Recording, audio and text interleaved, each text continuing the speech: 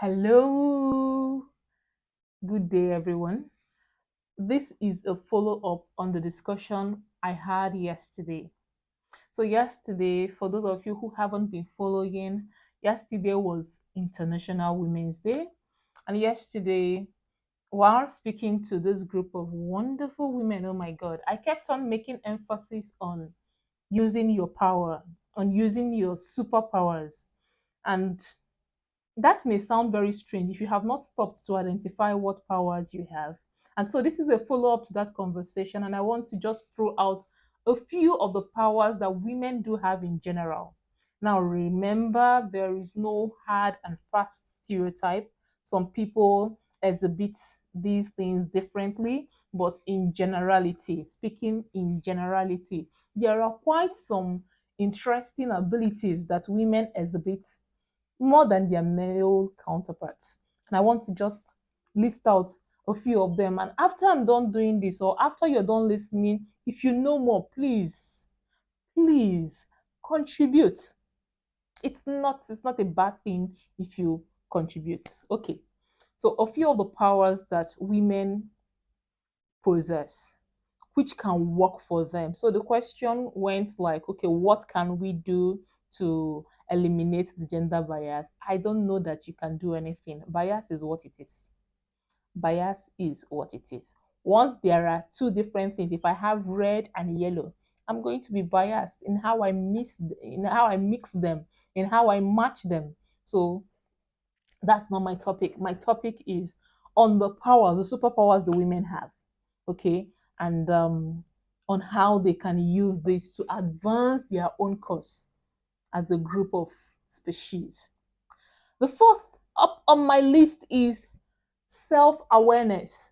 Okay. Self awareness is talking about your ability to judge yourself correctly, your ability to properly grade yourself. Some people call it insight, is a strong ability to know where you rank and act accordingly. And so for a lot of women, this is an advantage and is also a disadvantage. And so women use this to kind of demean themselves and decide that they are not as good as they should be. But in a good way, self awareness leads women to be a bit more intentional, to be a bit more calculating, to be a bit more acute in their thinking, especially in their thinking of themselves. Nobody sees themselves as well as a self aware person. And this particular trait, which is a leadership trait, has been seen to be more present in women than in men. The problem is um, sometimes these skills are used wrongly. A woman then uses this skill to classify herself and then loses confidence as a result of this classification. But no, this is how you can use this superpower. You can use it by knowing where you fit in a room. Let everybody go ahead and make the mistakes. When you step into a room, by in a few minutes, you can tell where am I? What powers do I have? How do I influence this person? How can I use that influence? That is something that should come naturally to you. Okay. And if you use this, it can serve you, especially as you go higher in leadership. You will be able to intuition. That's another thing the women folk possess more than their male counterparts. You can use this to tell who across the table is on your side. How do you play? What is the amount, or how can you quantify the actual thing you bring to this table? And so that's a superpower. You need to identify it, and then you need to learn how to use it. But trust me, if you are, you know, a female, okay, this is something that you have. You don't even know it's there, but trust me, you have it. Another thing is persuasion and influence. Nobody can persuade like a woman. It's just like there's something built in there that enables you to get somebody else to do what you want to without force, without, the brashness, but with words. With words.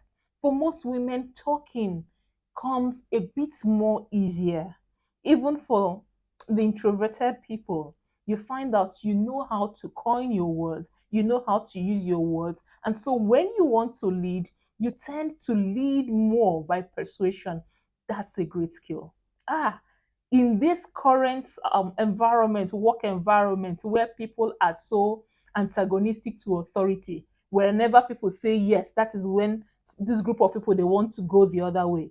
You need persuasion. You need to be able to talk somebody down. That's a woman power. The third one is the ability to reproduce. And a woman has in her, there is this feeling of kinship a woman wants to cultivate. Okay. So when she gets to a place, one of the first things she wants to do is that she wants to start to replicate what she knows. She wants to start to reproduce. And so, whatsoever you give a woman, she is able to magnify this, she's able to reproduce it. That is the leadership skill. The way to use this power is to know what things do I want to reproduce, what are the ones I want to kill. But when you figure out the ones you want to reproduce, reproduction comes easily. It's something that you want, and you need to identify the ways in which these things show up. They might show up in you by your incessant need to have people do things the way you want to do them. It may show up in your case by your need to just have a process, being done the same way. So the first thing is that you want to identify in what way does this show up in my own life. Now that you know that this is a power that can be used. Another power is your ability to show up as a disguise. And in this one, I want to be very careful because it is easy to see a woman, especially in a male dominated leadership sphere. It's easy to see a woman and not pay attention to her. It's easy to see a woman and neglect what she's doing or just outrightly ignore her. But for a woman, I'm telling you that that can be a skill. What it means is that you do not always represent a threat. When you show up, people feel like, okay, I can get what I want. They don't see you coming. That's what I'm trying to say. It's an advantage. The advantage is that you are able to get into the room sometimes without the pump, without the noise. And you may think this is a disadvantage, but I'm telling you, you don't need it. You need to appear non-threatening.